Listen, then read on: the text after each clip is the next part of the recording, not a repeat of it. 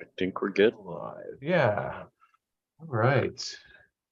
Hello to all you patriots out there in podcast land, and welcome to episode 369 of Canadian Patriot Podcast, the number one live book and rifle club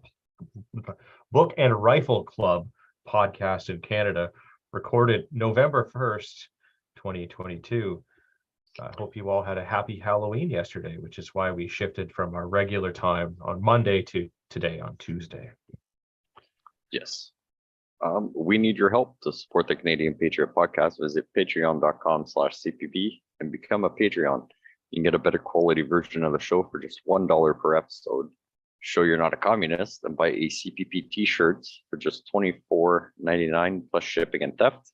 Visit CanadianPatriotPodcast.com homepage and follow the link on the right. Excellent. Now our favorite part of the show. What are we drinking? And one thing that you've done in the Patriot Challenge. Pierre, what are you drinking? Whiskey, as usual. Excellent. Consistency. It's all about consistency. Yeah, like I was debating picking up some cold shots because I was like, you know what, I haven't had some cold shots in a while, and I'm like not a big fan of like trying new stuff, especially because I would never have guessed. Yeah, no, like because most of the time like the flavor profile's off, right? Like if it's too caramel or too vanilla, I'm like, no, like I'm like just make it taste like regular whiskey. Like I'm good. Like I'm not a fan of that. So the odd time when I go somewhere, someone's got something, I was like, I'll try it. Yeah, no, not gonna buy it. So yeah, I just stick with the whiskey. Patriots Challenge. So I've done a few things because we haven't been on for a little bit. So I guess improve myself and be a better person. I had to do a bunch of interactions with the popo over on the dark side, and practicing some skills. I had to work on some technical stuff on tracking this, that, some new software stuff that me and one other person in the company I work for are the only ones that have access for. And it was a situation where we're like, hey, we need this info, and the other guy wasn't answering the phone, so I had to like sit there and figure it out. So it was kind of cool, and made some more skills, hopefully, with the interview that I think went well, but that's also me being a little biased. So hopefully I'll find out from that if everything's going forward. So yeah, it was good. Nice. And of course, positive mental attitude, right? Yeah, and of course we're just about to start this other ruck challenge, right? I was telling Mel, I was like, I gotta get back into it, get my camper ready for winter, this, that, everything. I was at the shop the other day and I walked into a trailer like right into the kneecap. I was like, oh, so I've been limping the last few days. Limping the last few days. I'm like, it's not too bad today compared. So I'm like, I'm hoping it's just a small bruise and get back out into the rucking and get back into it. So hopefully. Fingers crossed. Yeah, I feel your pain on that one. I guess what I'm drinking is not going to change for the next 4.5 months, give or take. So I'm on the water train still. Almost done liter 3 for the day, and we'll be starting liter 4 shortly. So kicking butt on that, and then like crushing my reading goals. I'm two books ahead at the moment. So definitely going to meet my reading goal for the year, which I'm excited about. And I've been doing other stuff. I went out and shot a couple of matches last weekend, and was also looking forward to getting this next ruck challenge that you guys will hear about, I'm sure shortly, going. But then on the Saturday match, somehow I managed to pull my quad by taking a single step forward. So you didn't do your tactical man stretching good enough, I guess. I mean, I wasn't doing anything like super crazy. Like I literally took like a step forward and instantly regretted it. That's crazy. Yeah, so I have also been limping for the last few days, and my quad is still ridiculously swollen. So I've been doing, the icing and the heating and the elevating and all of the things in order to make it better, except the like I can't take any pain or anti-inflammatory things because those also thin out my blood, and being on blood thinners, it kind of goes not well together. So this is this is a fun one. But hopefully I am back on track and ready to go for this next ruck challenge, because I would hate to miss out on it, or to cheat and go lighter than I'm supposed to. But I guess we shall see how that goes, because I'm sure getting there's a older plant. sucks. Yeah. I'm sure there's a plant you can like gnaw on a little bit and then like apply the paste to it and it'll do the same. I'm sure Yeah, there's something I've out there. I definitely need to maybe grab some CBD or something to do that, but we'll see. Yeah, I guess the listener feedback, if you guys have any, apparently we'd love to hear it. You know that's not true, but send it anyways. Please visit CanadianPatriotPodcast.com/feedback, or email us at feedback@CanadianPatriotPodcast.com. Let us know your contempt for us, and we will return our contempt for you, or something like that. I don't know how that goes. I don't get the emails. But yes, book club. Yes. So this month was The Moon is a Harsh Mistress by Robert Heinlein, who also did Starship Troopers that we did. Oh, geez, forever ago at this point. I can pull up the thing and see, but 2-3 years. Yeah, something like, it was a while ago. It was one of the Yeah. yeah. One of the first ones, wasn't it, that you guys did? It was towards the beginning, because I mean we're all fans of the book and the movie and their political philosophy. I think I might have even have liked this one more. Yeah. Not that Starship Troopers is bad. Starship Troopers is great because of like the philosophy and the political structure and all of that stuff that they kind of talk about and bring to mind. But as a book, I think this one was just far more interesting and engaging for me anyways. Yeah, this book all kind of felt like the pre-book to Starship Trooper. Maybe not to that, but like, like Starship Trooper, right? You're at that society where this is how we roll, and this one is like the revolt against, Yeah, it's big G it's government. it's entirely possible that this is the same universe, and this is a before that happens, or even potentially an after that happens, I guess, depending on how you look at it. But yeah, I really like this one. I guess we'll get into the basic plot of it is that so the Earth's governments have kind of all got together and decided to use the moon as a prison colony. So yes. if you are some sort of, actual criminal or a political exile, some sort of undesirable, they send you to the moon, and then basically just like go, okay, great, like go do whatever the hell it is that you want. Like, there's no real containing them per se. Once they're up there, they can kind of go and do whatever it is they please, and they go and some go and do jobs where they're mining stuff, others just do do whatever, some sort of industry in order to survive up there, because there's obviously it's the moon, so there's super limited resources. And it's about a guy named Manny. Let me get his full name here. Manuel Manny Garcia O'Kelly Davis. Yeah. I want this guy's arms. Yeah, and so he's some sort of computer programmer in the future that has lost an arm, and has like a series of robotic arms that are capable of doing different things that are sort of interchangeable, which is pretty interesting. Yeah. So yeah, there are people that are on the moon that are kind of stuck there because they were born there, because they basically sent a bunch of criminals up, and there are a ratio of approximately 2-to-1 men to women. So an infinite number of men and a whole lot of women. So they end up in these weird polygamous. Yeah, but like multi-husband and situation. So it's like the reverse of Mormons. Yeah. And like go on. I still don't I just don't understand. It's weird that he calls one of them mom. Well, and that's like the thing. That's the part that throws me off. There's weird like multi-generational families where like I guess the eldest or the eldest one that still wants to be in charge woman is the sort of matriarch of the family and is sort of in control of the family. But I mean, she might step down and then one of the other wives in the mix, but they kind of, there's different setups and there's like linear ones or there's just like group ones. And it's very strange. And he gets in, I mean, to probably more detail than is absolutely necessary into these weird,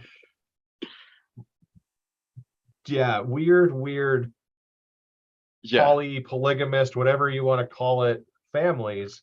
But I mean, that's what they kind of have to do in order to sort of keep the peace up there, because otherwise you get a bunch of really bored, lonely, horny guys with no women. But anyway, so this computer programmer strikes up a relationship with a computer that talks. I would even say more a friendship than a relationship, because we were talking about having like, you know, 3 wives and 3 brother husbands. Yeah. Right. He has a friendship type relationship, not a weird kinky sex relationship with a computer, but and this computer is named Mike. And at some point in adding the components to him and other computers and turning him into a supercomputer, he has somehow, I guess, self-actualized. Like he has become a living, thinking, feeling sort of entity without being alive. So, you know, he's kind of like Johnny Five, if you will, from Short Circuit, but he can't move around. He's just stuck, but he's wired into every system on the planet. But it's like I kind of want one of these computers. Yeah. For sure. Yeah, I mean, he certainly came in handy, and I guess through all of this, like, so the people that are sort of stuck on the moon are actually for real stuck on the moon because of the whole Earth's gravity thing.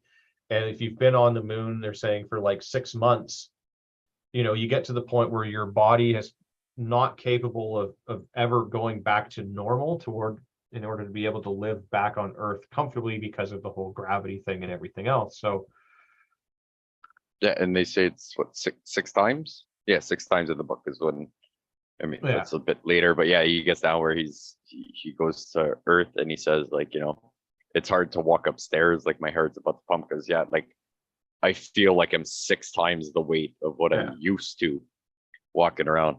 But it was kind of cool to see the description of, you know, this guy's a computer person of some sort, and he goes to a facility to fix a computer where it pretty much controls everything. He starts sparking up a conversation with them, and then you see the evolution of the computer where it was like it's very data driven or whatever, where he starts having, you know, a semi sort of personality and starts talking to the person, and that evolution into it was kind of cool to see. That like he starts off trying to learn humor. Right, so he prints out these lists of jokes and gets him to kind of go through the jokes with him and explain why certain things are funny and certain things are not funny.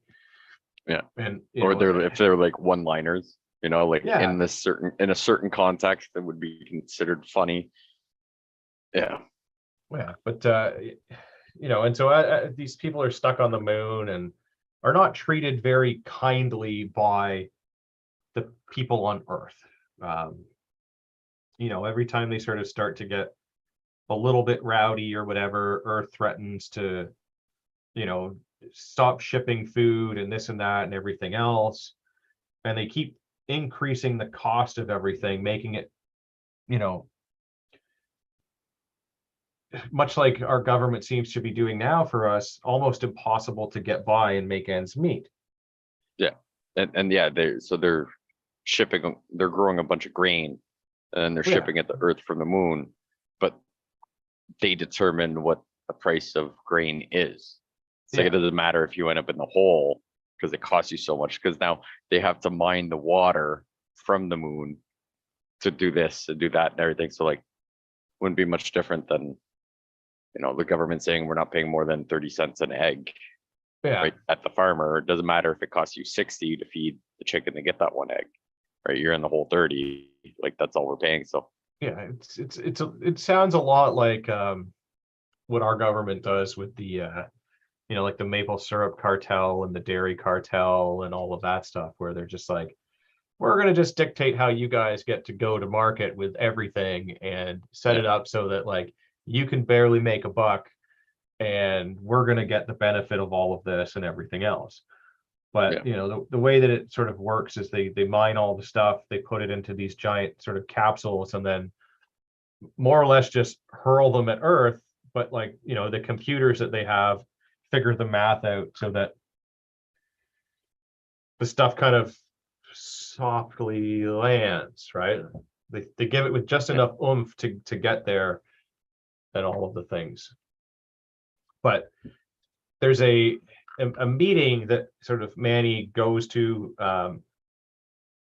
where there's a number of people that are speaking, and it's sort of like a political dissident meeting. And there's government plants that are at the meeting, and all of a sudden like chaos breaks out and they start arresting people, and then some guards get shot and everyone panics and runs. And there's a young woman that he happens to find. Save. Yeah, and help, save help, and and like, help and save. Yeah. yeah, so they go off into a motel, and he gets her like hair dye and clothes and all that, and sort of hides her from the people that are looking for her. And sort of that's sort of the, well, I guess there's a, and then they sort of start talking with their professor friend, who's a mutual friend, who's also sort of the big political dissident. And then he introduces them to the computer Mike, but he doesn't tell them that he's a computer at first. It's just a friend. Yeah. My friend wants to talk to someone who's not stupid. Yeah. And then so the professor starts to build an amicable relationship with the computer. So does the woman, whose name is Wyoming, or Wyo as they refer to her in the book. Yeah. And then they sort of start talking about like how they can start to do something about this and overthrow the government, and they run a bunch of statistics and this and that and everything else. Yeah. And then the first section of the book kind of just ends right there, where they kind of all go back to their, well, the professor and Manny go back to their lives more or less, and then the woman just kind of moves into Manny's house as a friend. Yeah. Because she's still because wanted. She's wanted. Yeah, Yeah. and she can't go back to Hong Kong, where she's originally from, or something. Well, yeah, the Hong Kong portion of the moon, yes. Yeah. So that's sort of the first section of the book. The second one is when they really start to get into building the resistance and actively doing stuff. Yeah. So, they start building this network of, people that are kind of on their side, and they set up a fake persona, that's actually the computer Mike, that is this sort of person to rally behind. And he even goes so far as to like generate a voice, and with its different mannerisms, and he even has like a video projection that he can put up that's a completely made up person. Yeah. So he makes background noise. They sit down and they figure out, okay, well, because it's a computer, there's no background noise on the phone, so they make this whole persona about him. Yeah, but and where he works, where he lives, and yeah, but I did like that whole structure hierarchy of how to get info up and down. That was pretty interesting. Like, it makes sense, but like, he was complex. Yeah, it's very complex. Even like reading it and everything, and I was just like I understand it, but like that looks very complicated. Well, yeah. So but it was kind of cool.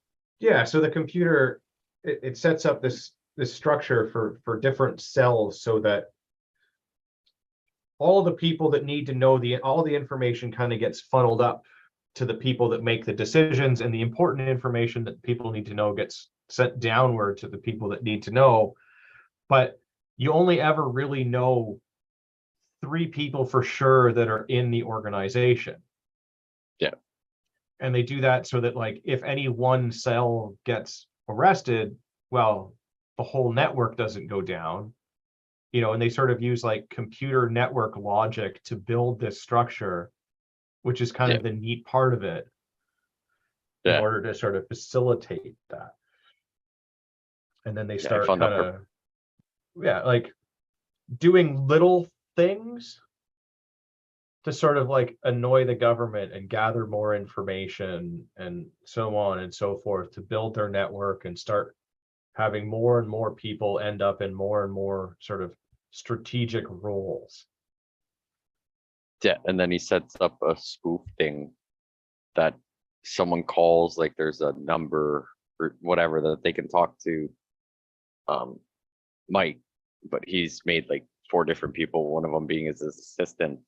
And then if that person tells them info, they can kick it back saying, don't trust that guy with anything that was like very important. Like they've set up all these things to like, it was a pretty intriguing thing, which I mean, like for you and me to try and figure out and build this hierarchy is probably way above I mean, what we're capable, but we really need we're not. the super smart computer that's linked into everything, because like that's how they're able to tell who actually is on their side and who's a government plant that's funneling information back to the government, because he basically has access to everybody's emails and Anything, else. you can listen to phone conversations or just turn a phone on. But I do agree with Political Animal on YouTube that the pranks that he pulls on the warden are pretty hilarious, where he's like, he gets called to wherever he fixes his computer and he starts chatting with the guy and he's like, yeah, so start making rattling noise. And he's like, can you back up like his whole sewer system in his house? And he's like, yeah. He's like, okay, just do that to like flood the carpets. But if you find one close to his bedroom, like shoot it to the ceiling. Like, just completely mess with this guy, right? Like, some of those are pretty fun. The interesting little pranks that he pulls where he doesn't quite understand humor yet.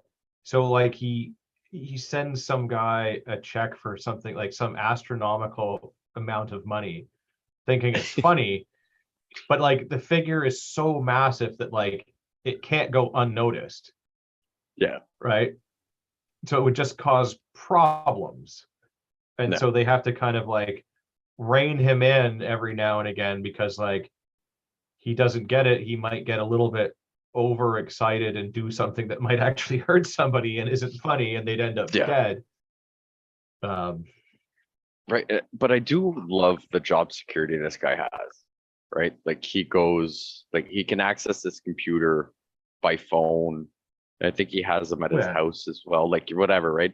So he can so he programs them to like cause these glitches so that he gets called and he goes into work, and then he just sits there and like tells him what to do and he shoots the shit, and then he's like, okay, print me off some more funny stuff, and then he kind of just puts like tool marks on everything, and then as he walks out he just tells the computer like, okay, go back to working properly. So I'm like, I'll give him that, man. That's a pretty sweet gig of a job. If you like make if you your can own talk to work. the thing that you fix via the phone and tell it to screw up so that you can come in to make it look like you're still doing your job. Yeah, and then you just write it. Here's my bill. Pay me. Have a good day. Like, yeah, that's a pretty sweet thing. Yeah, that would. Well, and when they're talking about all the people that have farms and the little ways that they all try to like avoid paying taxes and stuff like that and getting free power, I found that part interesting as well, where it's like, oh yeah, no, we like dug into the thing and hooked up to the power, at this point. So like, yeah, we use a little bit to make it look like we're doing the thing and all that, but like we haven't paid, for anything in so long, really. Yeah. It's all pretty brilliant. It was crazy about the setting up the telephone.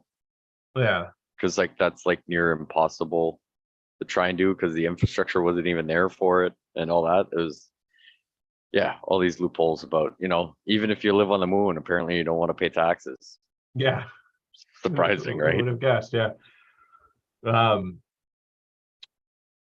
Yeah, and I guess so they start formulating this plan, I guess, and they realize that at some point they are going to need to, I guess, be violent is the only way to put this, right? Like Yeah. the only way to overthrow this government is to be able to do some violence to somebody. So they figured out this way that with the capsules that they have that they use to transport the material to Earth, they can basically slingshot them, and I guess they use the David and Goliath analogy. Yeah. Can't speak today. It's weird. When I'm drunk, it's no problem, but when you're stone sober, it's annoying. Eh? So, they figured out how to do this, but they've only got one of these things that's capable of doing this. So they start secretly building a second one. But part of the problem is that like all of the material to build it and everything they need to get from Earth.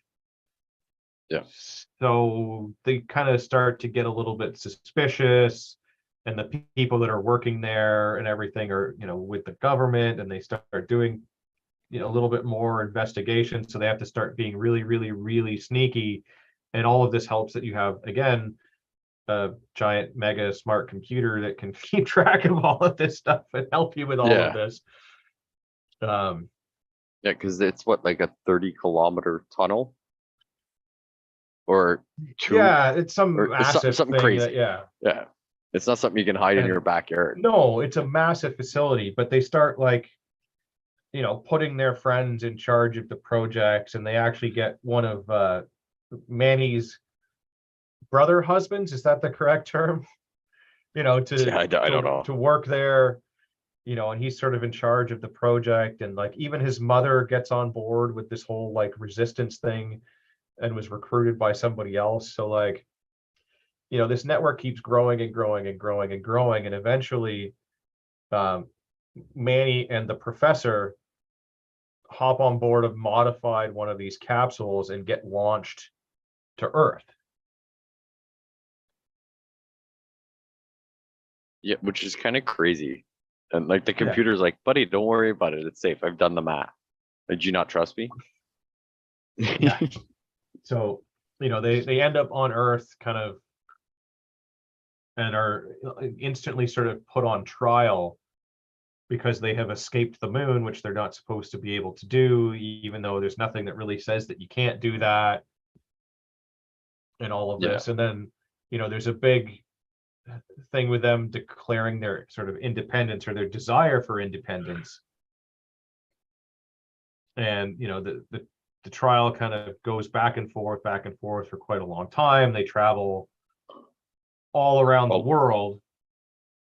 Yeah, they end up US, India, like all over. Yeah, it's crazy.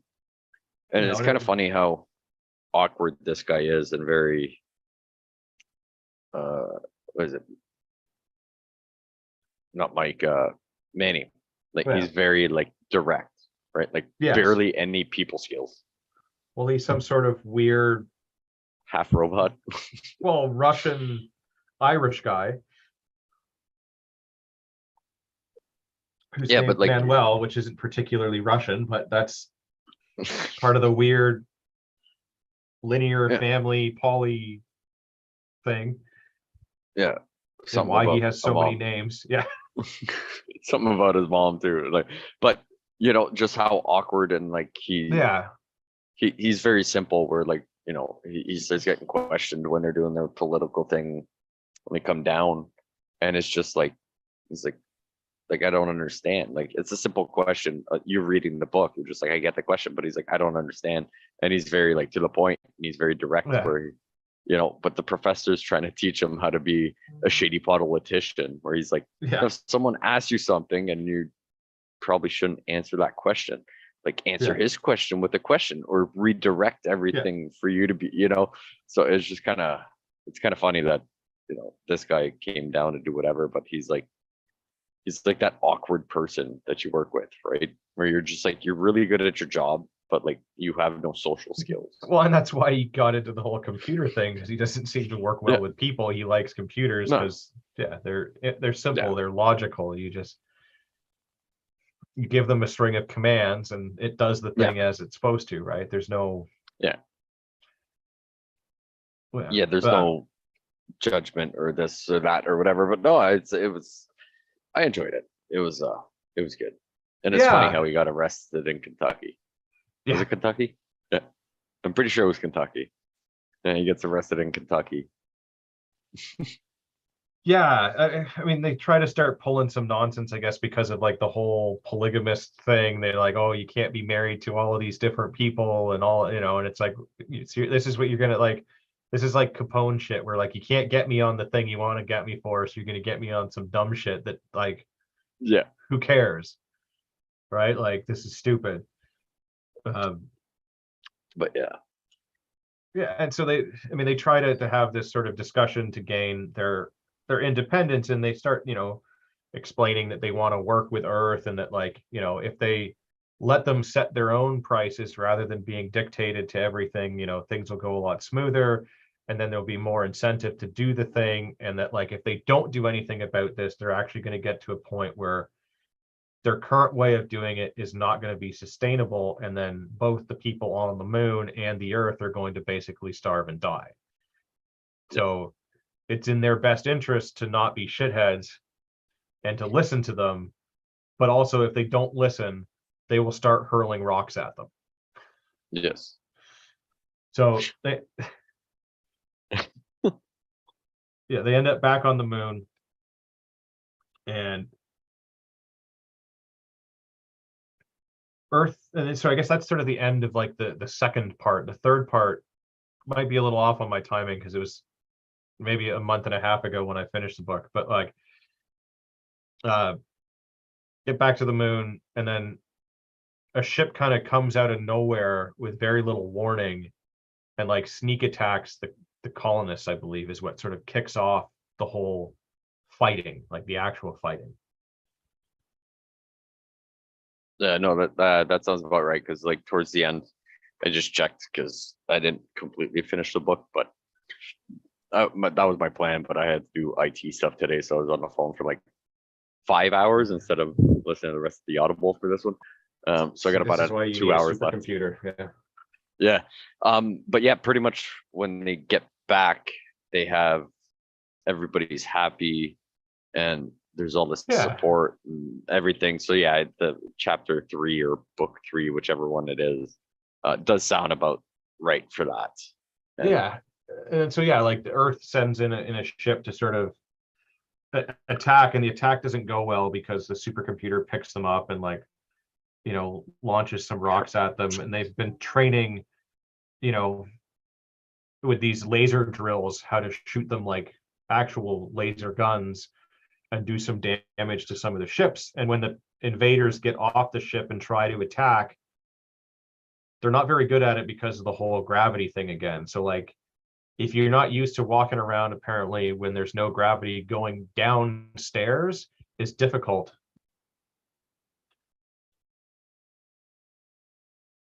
And all of these people that are attacking live on Earth and have never really been in zero gravity, and everything is underground. So to get to the deeper levels, you have to go downstairs, and they're not very good at it. So they sort of easily defeat this, a single ship that kind of came in. And then they're like, that's it, fuck it. And just like start hurling rocks at first to sort of like places out in the ocean and sort of really middle of nowhere places, but might be close, kind of randomly distributed around the globe so that like it makes a show of force. But certain things, they just like pound the shit out of it, like the Cheyenne Mountain military complex that you see in like all kinds of movies like Stargate and all of that. Like, it's the big military base inside the big mountain with the big steel doors, like that thing. Yeah. They're just like, just send it. Like they just keep sending rock after rock Fuck it. after rock after rock after rock after rock. Other places, you know, like was it like San Francisco or whatever, they like send one into the bay or whatever, but like they give them like 3 days notice. Like a giant rock is going to hit right here. So don't be there. Yeah. Ultimately, people are dumb. They decide to stay, you know. And then they're waiting around for government to come help. No, sorry, that's a different thing. Yeah. But You know,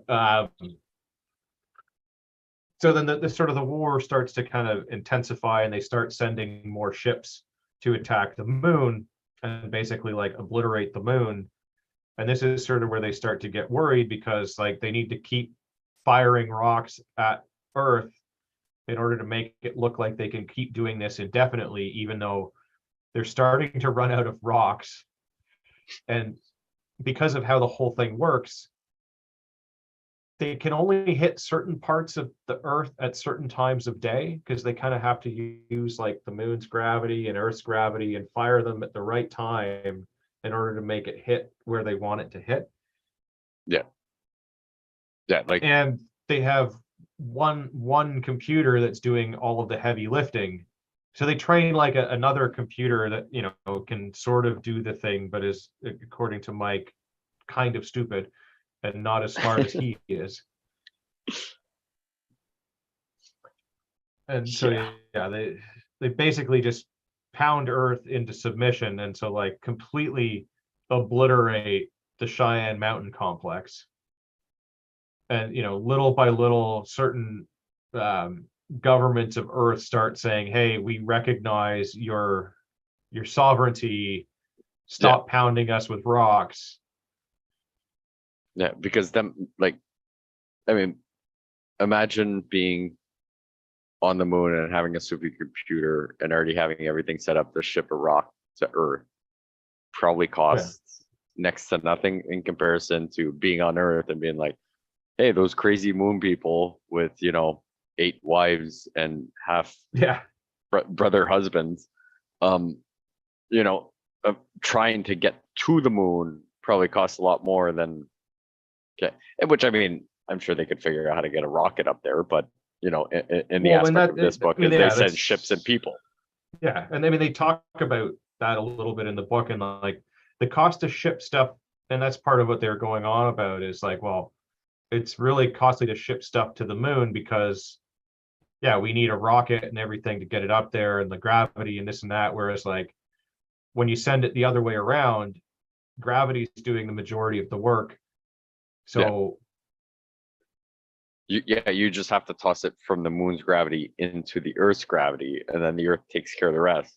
Or the opposite way, they got to fight the Earth gravity pretty much the whole way, which is a whole physics thing and blah blah blah. But but yes, after pounding Earth into submission by hurling rocks for many days, Earth finally gives in and allows them to be self-governing.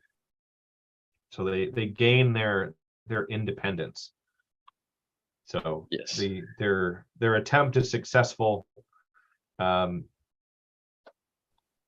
mean, I guess if you haven't finished it, I won't talk about what happens to Mike, but something happens to Mike.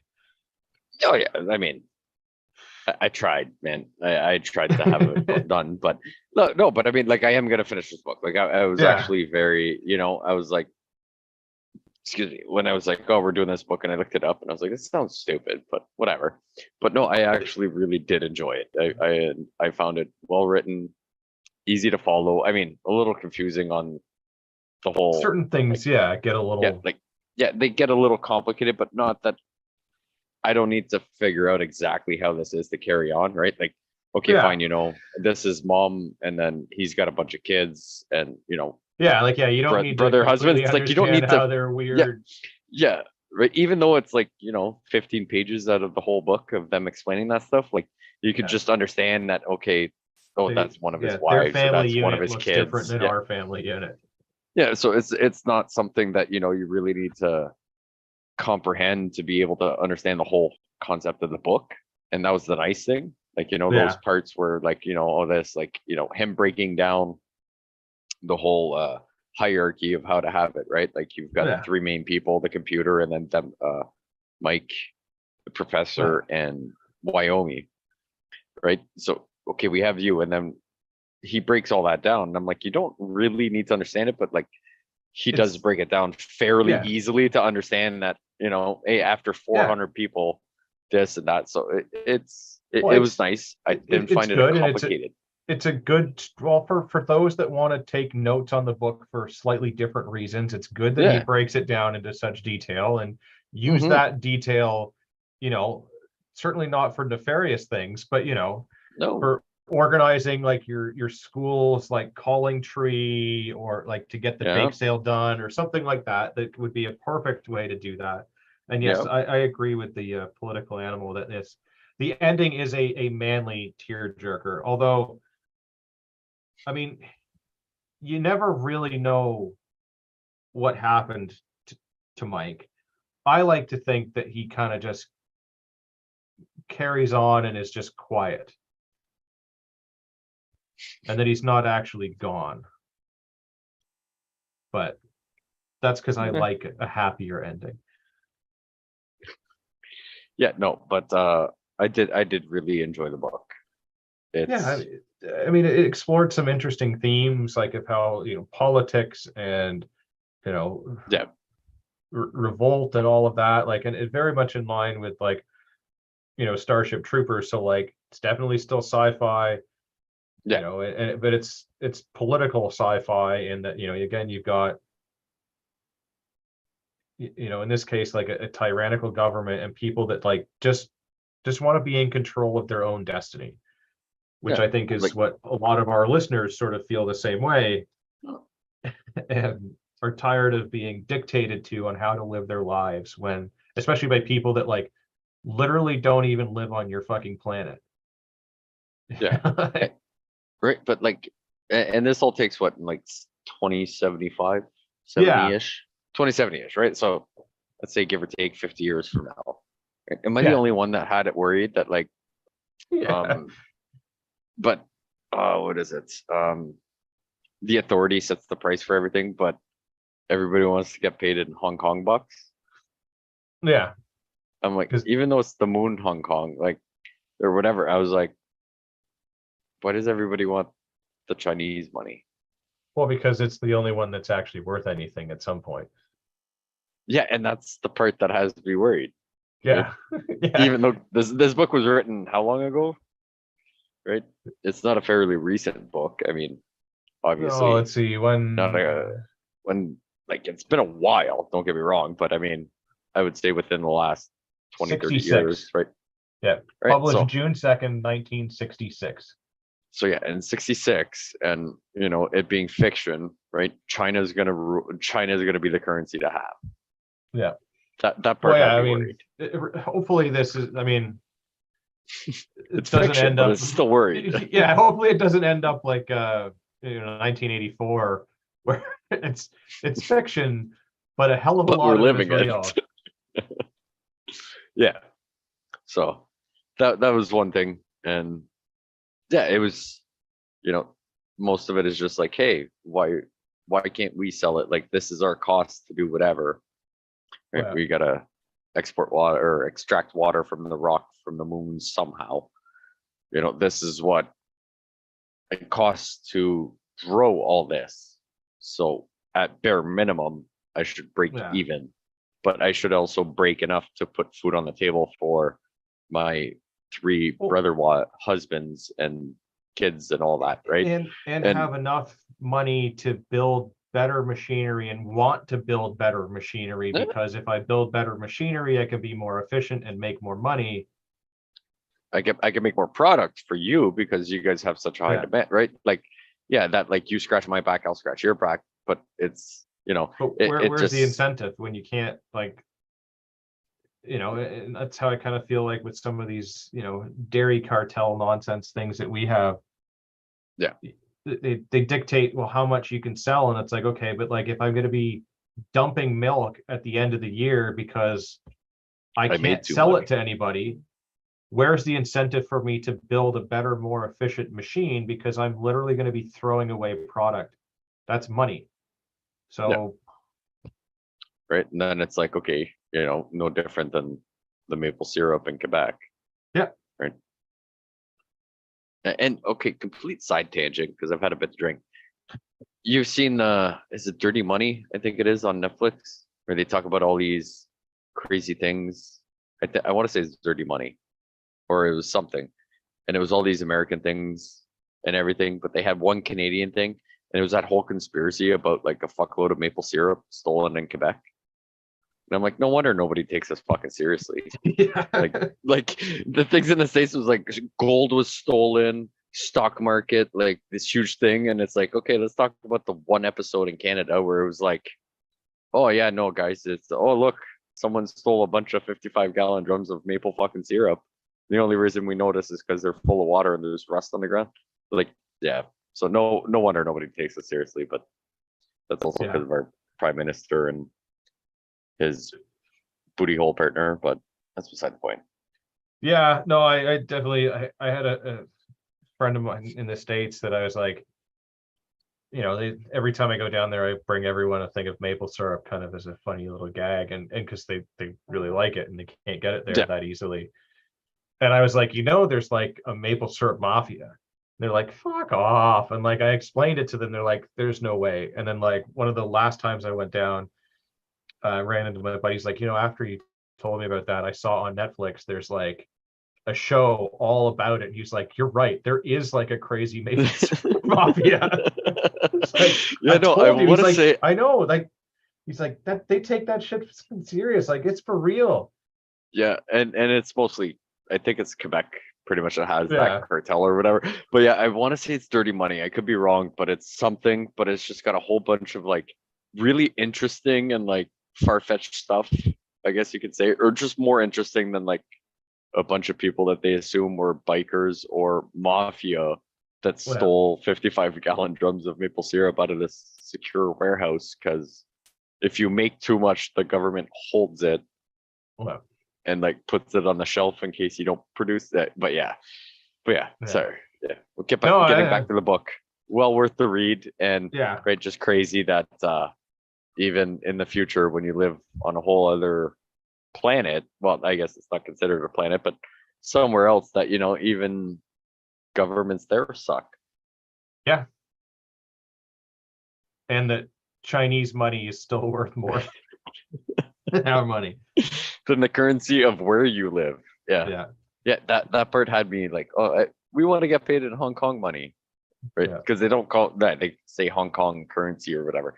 And Well, yeah, every time I saw that, I was just like, oh, something makes me eerie. And I knew it wasn't, like 60s, 70s book is what I didn't bother looking it up, but I knew it wasn't very new. And I well, was just like, right. So then I was thinking, I was like, okay, well, what was happening back then that would make him think that, or was it well. just something? But yeah, it just has me worried that 40 years from now we're gonna have to be worrying about Hong Kong dollars and Well, not funny money we have now. If they start shipping people off to the moon as a penal colony, which if Trudeau, you're listening to this, that does not mean what you think it means. Yeah, let's not make the moon the new. Yeah. So can we start calling the moon New Australia when they do that though? I mean, that would be the only logical thing to call it. Okay. But yeah, no, if they start shipping us off to the moon for being political dissidents, then we really need to worry. Until then, I think we're okay. They're just going to send us to Gulag, where we'll learn But how also, to build if we get walls. sent to the moon, yeah, we're all going to be master masons and learn how to hide tools nicely. Yeah, maybe that's what it is that they send us to the Gulag first so that we know how to build walls, and then we just figure out how to do it without air on the moon. But I mean, getting sent to the moon is gonna suck because like that's a whole new ballistics we gotta learn because there's Yeah. less gravity and less resistance from air. We're Yeah, back to square one on it'll be interesting to see how that everything. works. Yeah. That's okay. I'm up for the challenge. Well, I guess would you even get spark? You need air for that spark to happen. Well, I guess Wouldn't that's you? all in how you design. So if there is air inside the case, you would get enough to ignite inside the case, Yeah. or you would just have to use like compressed air, like a spear gun. Oh, so that means we can get those armor piercing BB rounds? Yeah, Okay. exactly. Yeah. Yeah. So Quebec is useful. Well, let's not go so far to say that.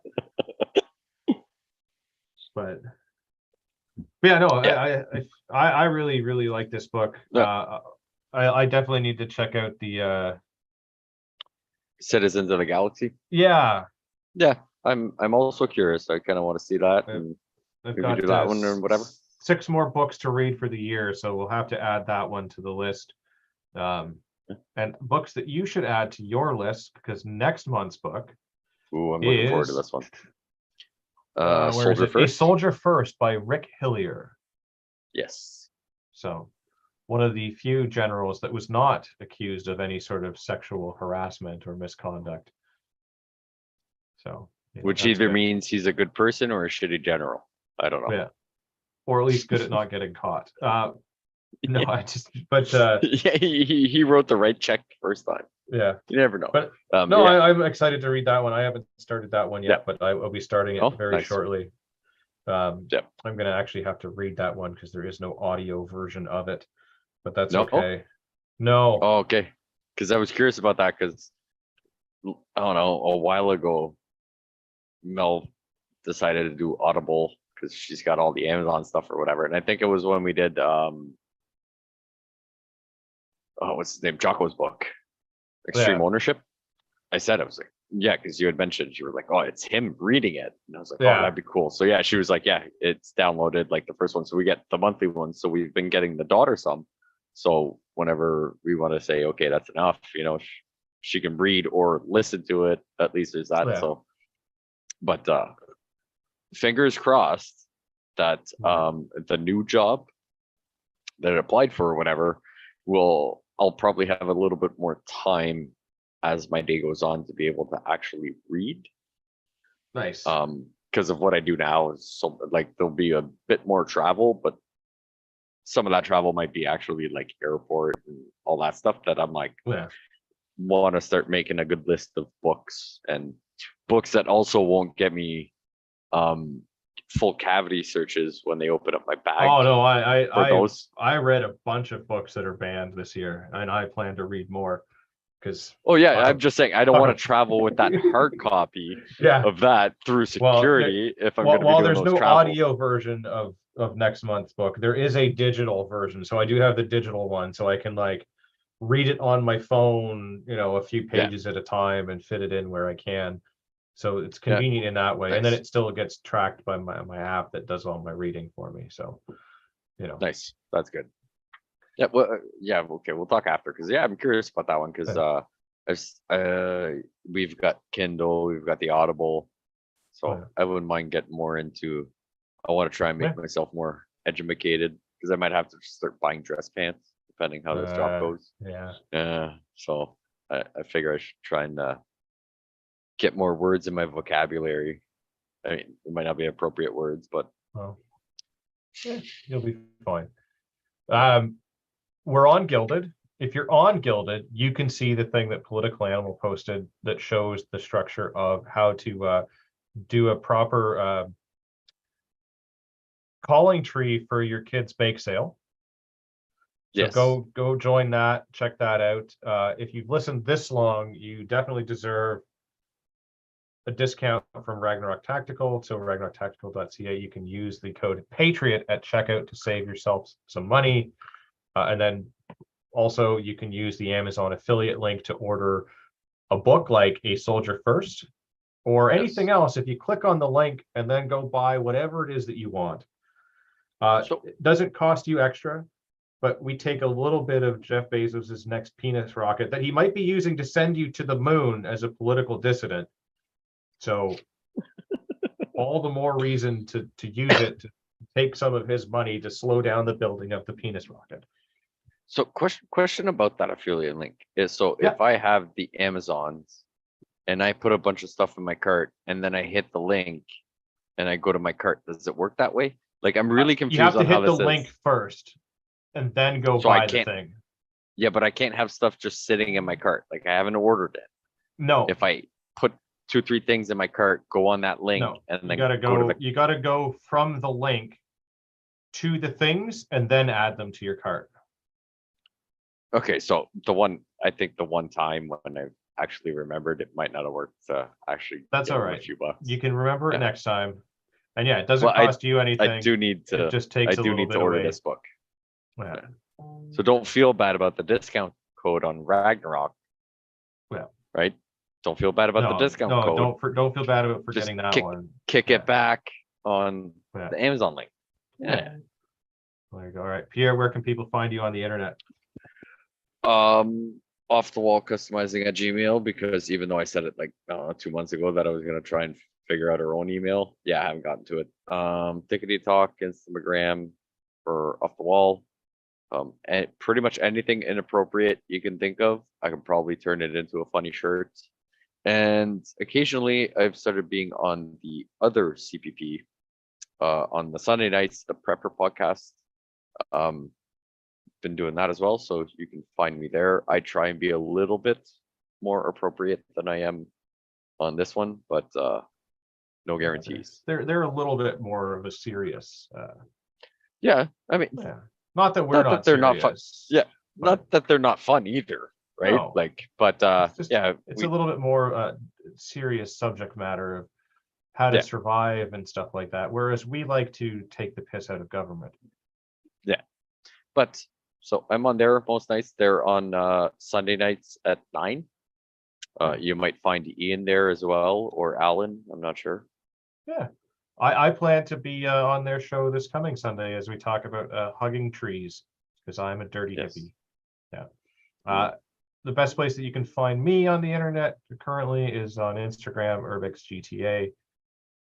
And once again, we value your opinion, so please visit CanadianPatriotPodcast.com/feedback and email us, or feedback@CanadianPatriotPodcast.com. Put your book suggestions, everything like that, you know. We have a giant spreadsheet of books, but we will gladly add more. Yeah. I don't think that list is actually too big now, because most of them have been read. But yeah, book No, suggestions. we keep adding, send but yeah, them, no, send them. We need more. because worst comes to worst, they will go on people's Yeah. personal lists and not on Yeah. book club lists. But we're all up Absolutely. for, yeah, I've got about 6-7 books that I want to order off Amazon. So when the funds are available or whatever, just to go in the personal library. And I think 4 of those have actually come from recommendations, that we'll either get to or not.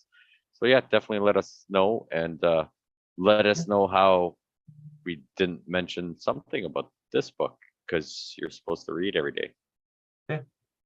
Also feel free to, send a message and tell us how much you miss Andrew or any of the other Yes. panelists, or how much you don't miss them. That's Yes. also good. Yeah. I mean, Apologies to Rod. He didn't read this book. He actually read Starship Troopers instead of this one, so he's a little bit behind. He's trying to catch up. That's unfortunately, he just read the wrong one this time. Otherwise, he would have been on. And remember, you are a small